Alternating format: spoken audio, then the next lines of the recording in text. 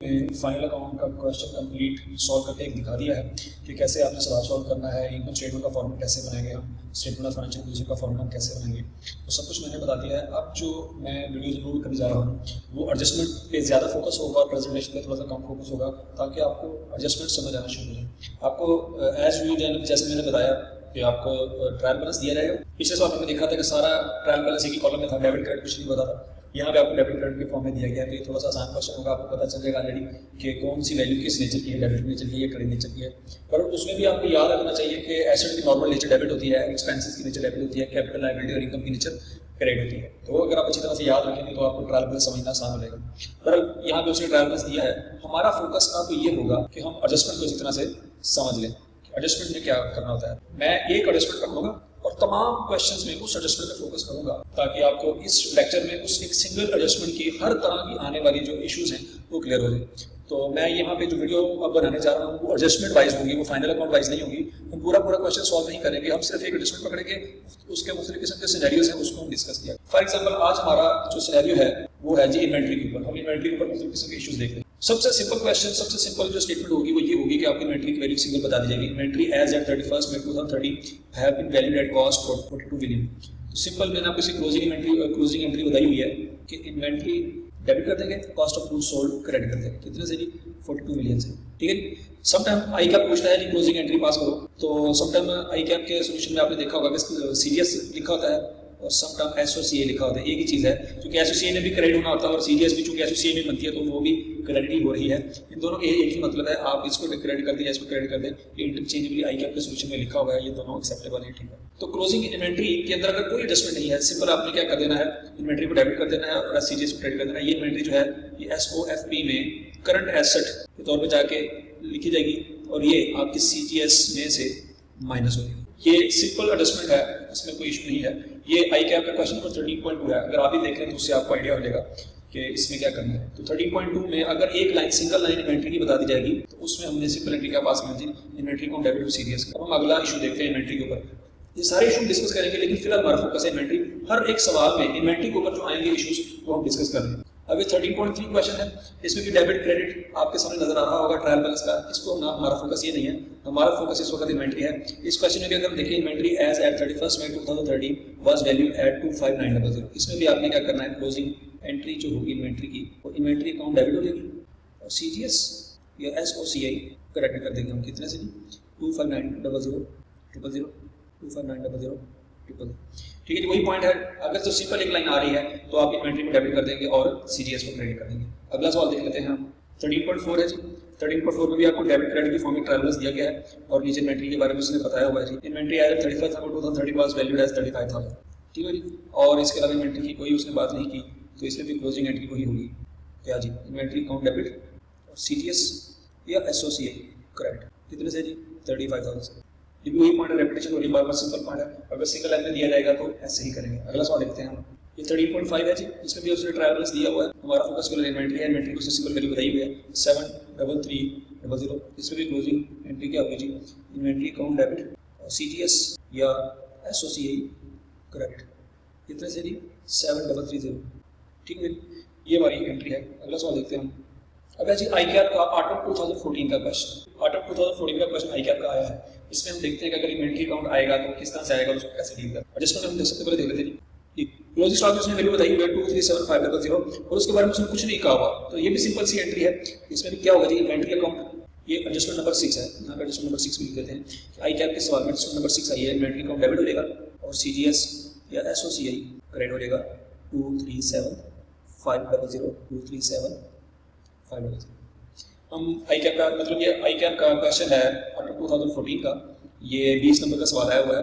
इसमें फिलहाल फोकस करें इन्वेंट्री के ऊपर, बाकी भी पॉइंट्स के ऊपर फोकस करेंगे। फिलहाल मैं चाहता हूँ कि क्लोजिंग इन्वेंट्री के ऊपर जितनी तरह के भी इश्यूज हैं तमाम क्वेश्चन में, चाहे वो क्वेश्चन का क्वेश्चन है या चाहे वो आई कैप का पास का क्वेश्चन या कोई भी क्वेश्चन है, उसमें इन्वेंट्री के जितने पॉसिबल इशू हो आपको क्लियर होने चाहिए। ये मेरे इस वक्त मकसद है इस वीडियो बनाने का। तो इसमें भी उसने कोई एडजस्टमेंट नहीं बताई, तो इसमें भी ऐसे रिकॉर्ड करेंगे। अगला सवाल देखते हैं।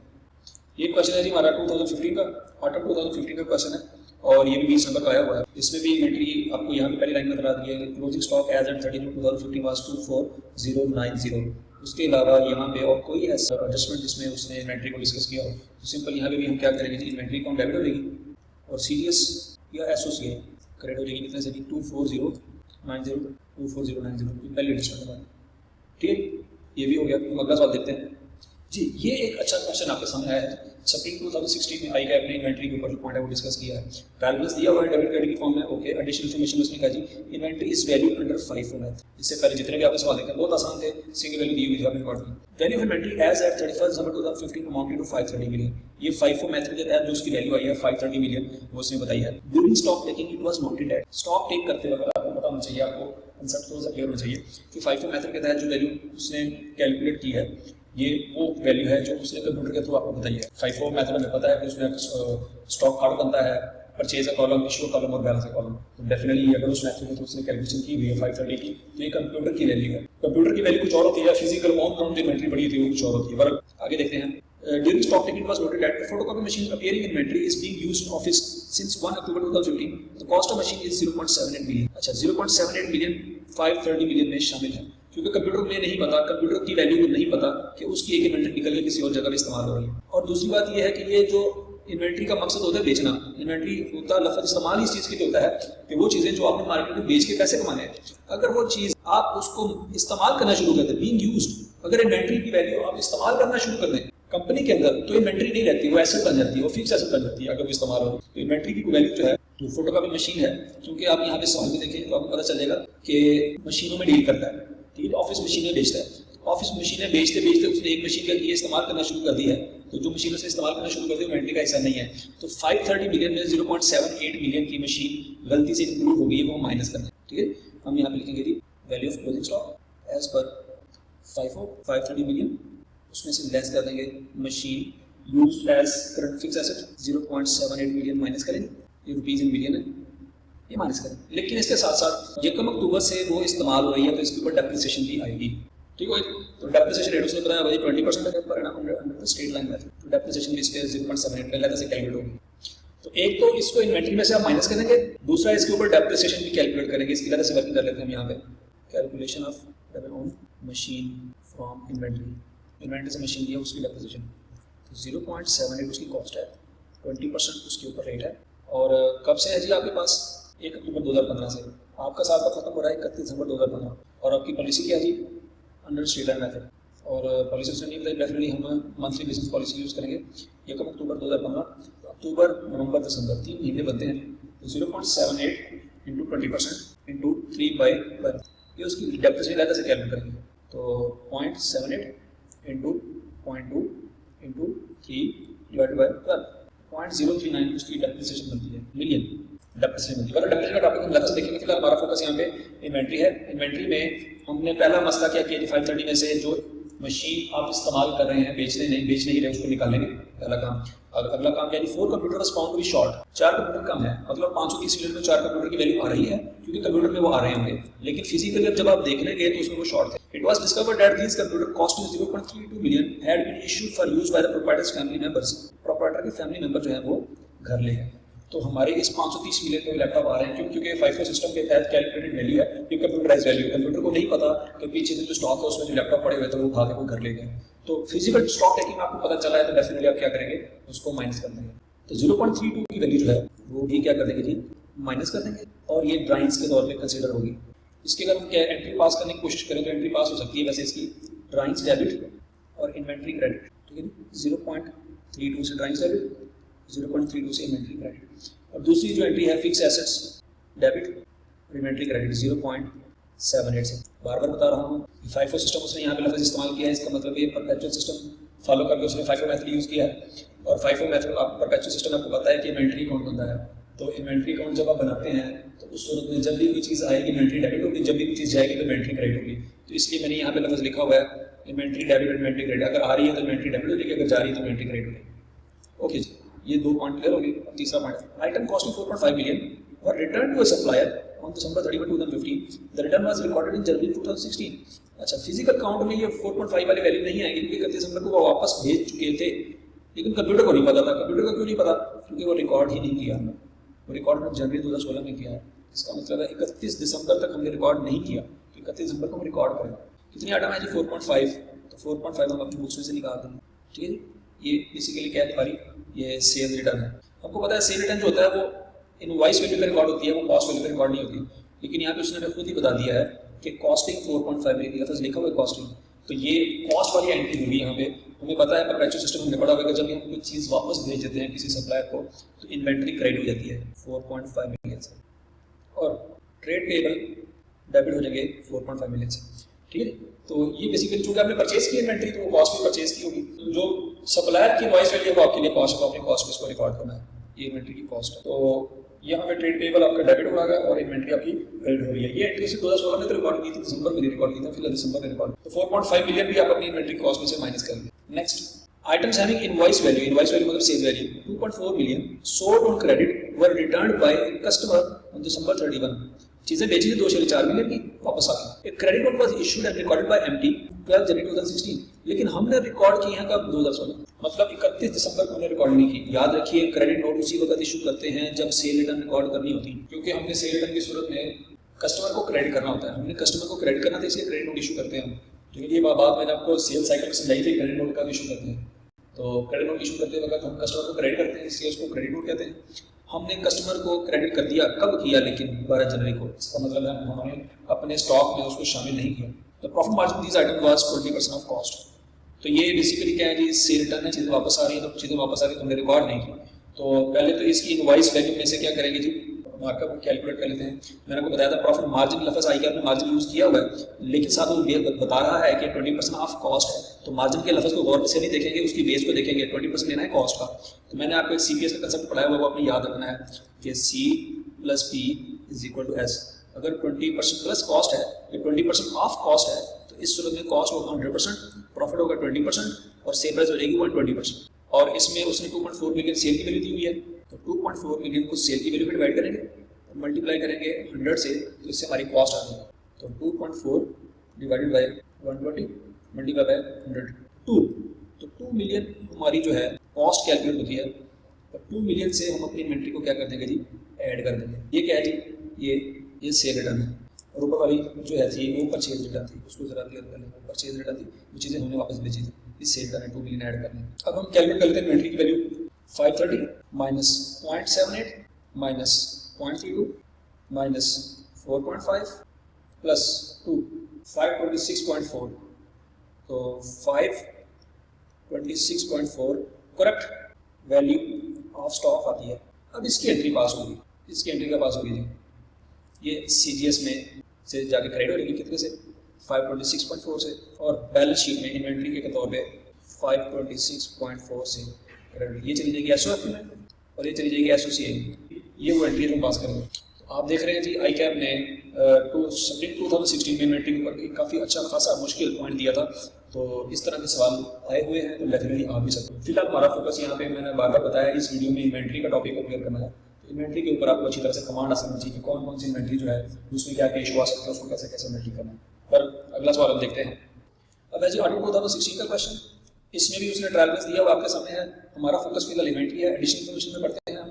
पहला पॉइंट तो डेप्रिसिएशन का है, दूसरा पॉइंट एडवांस का है, क्लोजिंग इन्वेंट्री का तीसरा पॉइंट है, ये लिखा हुआ है closing inventory. Closing inventory was value at 1560, this included goods costing 35,000 return by customer on 30 June 2016 but not yet accounted for, उसको अकाउंट फॉर नहीं किया। These goods were earlier sold at cost plus 40%। ठीक है जी, यहाँ पे जिस तरह से मुझे समझ आई है उसी तरह से आपको समझ आई है। लगता है ऐसे है कि यहाँ पे लफ्ज़ लिखा हुआ है नॉट येट अकाउंटेड फॉर, मतलब ये 35,000 शामिल नहीं है।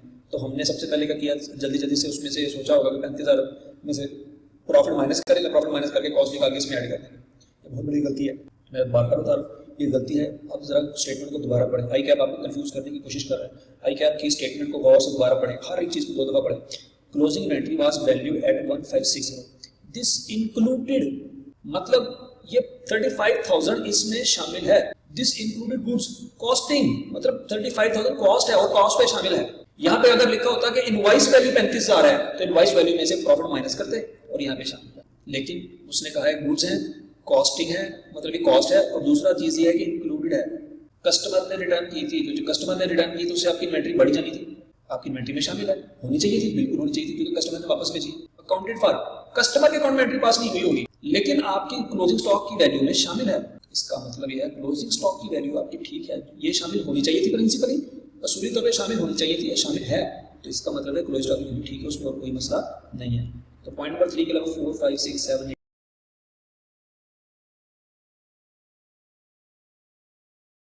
तो इसका मतलब ये है हम हमारी क्लोजिंग इन्वेंट्री जो है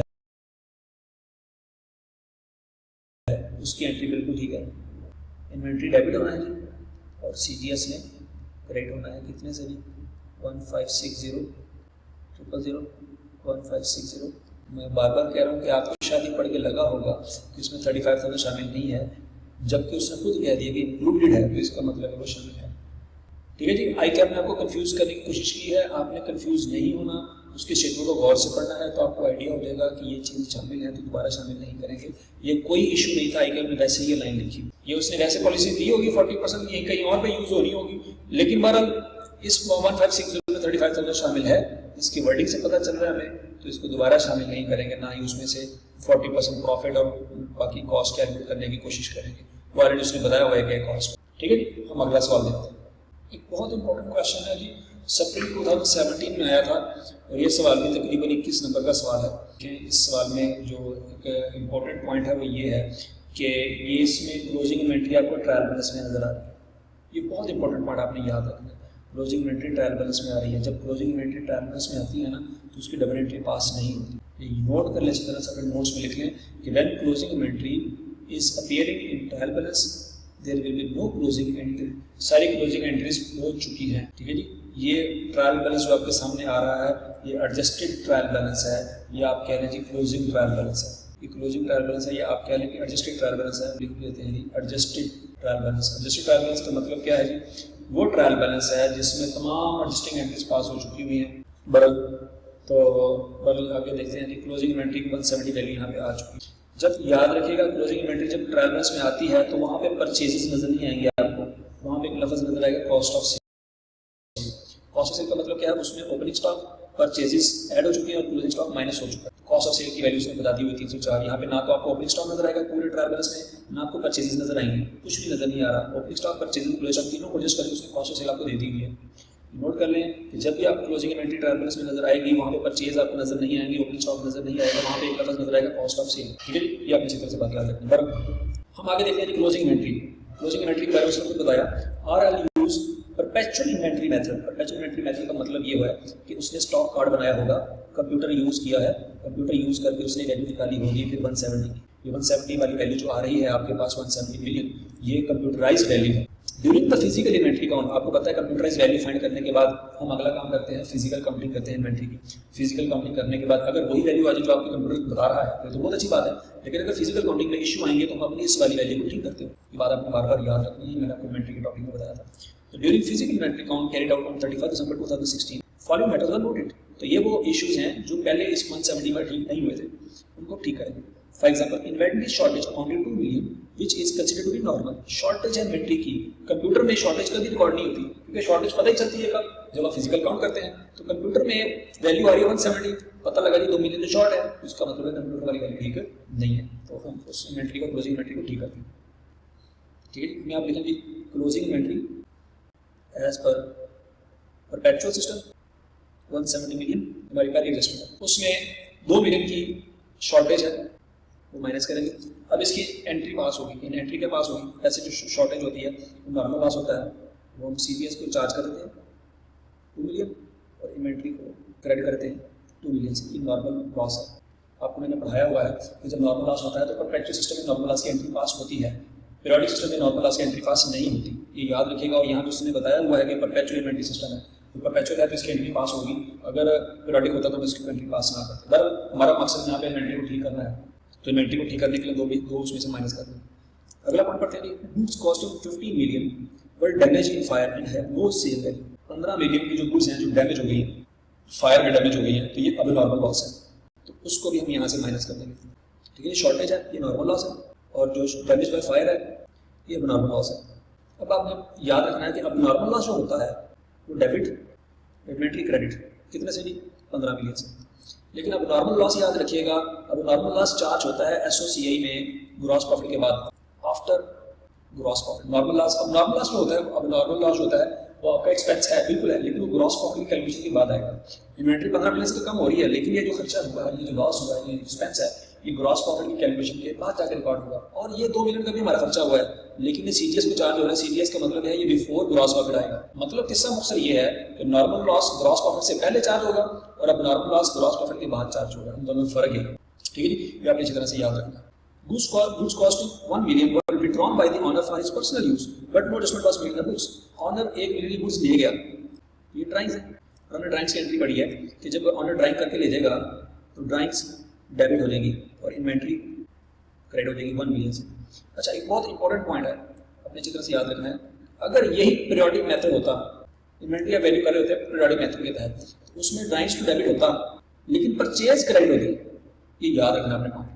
अगर ये पीरियोडिक मेथड होता तो वहाँ पे इन्वेंट्री क्रेडिट होने की बजाय परचेजेस क्रेडिट होती, क्योंकि पीरियोडिक मेथड में इन्वेंट्री अकाउंट नहीं बनता, परचेज अकाउंट बनता है, तो वहाँ पे ड्राइंग तो डेबिट होती लेकिन परचेज क्रेडिट होती। यहाँ पे चूंकि परपेचुअल सिस्टम है, उसने बार बार बताया, यहाँ पे मैं आपको बार बार समझा, परपेचुअल मेथड है, तो परपेचुअल सिस्टम में ड्राइंग्स जब होती हैं तो ड्राइंग को डेबिट करते हैं, इन्वेंट्री को क्रेडिट करते हैं, ठीक है। तो यहाँ पे इसलिए क्लोजिंग स्टॉक में से वैल्यू माइनस हो रही है, परचेज में से माइनस नहीं होगी, ये क्लोजिंग स्टॉक में से माइनस होगी। ओके जी, goods sold on credit 7 million were return, वापस आ गई, but had not been accounted for, these goods were sold at cost plus 40%। चीजें बेची थी 7 मिलियन की, तो वापस जब आई है तो इस 170 मिलियन, ये जो कंप्यूटराइज रिकॉर्ड है इसमें नहीं आई, फिजिकली आ गई होगी। फिजिकल काउंटिंग में हमें पता चल गया, क्योंकि फिजिकल जब काउंट कर रहे होते हैं चीजें नजर आ रही होती, लेकिन चूंकि कंप्यूटर पे हम काम कर रहे थे तो कंप्यूटर में जब तक एंट्री पास नहीं करेंगे कंप्यूटर में ऐड नहीं होगी। तो 7 मिलियन की चीजें हमने बेची थी, goods sold on credit for 7 million. बात सीधी सीधी समझ आ रही है कि ये 7 मिलियन कॉस्ट नहीं है, ये 7 मिलियन इनवॉइस वैल्यू है, बट रिटर्न वापस आ गई, but had not been accounted for this goods were sold at cost plus 40%। तो मैंने आपको बताया कि जब भी लफ्ज़ आएगा कॉस्ट प्लस 40%, तो याद रखिएगा ये मार्कअप होता है, मार्जिन नहीं होता। तो इसमें आपने करना क्या है, कॉस्ट प्लस 40% है, तो यहाँ पे कर लेते हैं थोड़ा सा, C plus P is equal to S।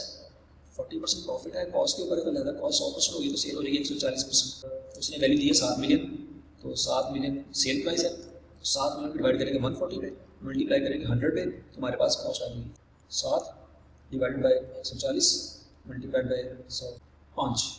तो 5 मिलियन हमारी कॉस्ट बनती है। तो 5 मिलियन से हम अपनी स्टॉक को बढ़ा लेंगे और यहाँ पे लिख लेंगे जी सेल्स रिटर्न। सेल्स रिटर्न जो होती है उसकी कॉस्ट को हम अपनी इन्वेंट्री का हिस्सा बना देंगे, और ये परपेचुअल सिस्टम में बेसिकली सीजीएस में डेबिट करते हैं। इन्वेंट्री जब बेचते हैं तो इन्वेंट्री क्रेडिट होती है और सीजीएस डेबिट होती है, जब वापस आती है तो इन्वेंट्री डेबिट होती है और सीजीएस को हम क्रेडिट करते हैं 5 मिलियन से, ठीक है। तो यहाँ पे 170 मिलियन में से माइनस कर देते हैं जी, 170 million minus 2 minus 15 minus 1 plus 5, तो 157 मिलियन करेक्ट इन्वेंट्री की वैल्यू आ जाएगी, और इसको हम शो कर देंगे SOFP में। लेकिन साथ ही हमें एक और चीज़ भी देखनी है, अगर हमने कॉस्ट ऑफ सेल देखिए 304 मिलियन, ये भी ठीक नहीं है, कॉस्ट ऑफ सेल को भी हमने ठीक करना है। कॉस्ट ऑफ सेल 304 मिलियन, तो जो एंट्रीज यहाँ पे पास हुई है वो 304 मिलियन को भी इफेक्ट करेंगे।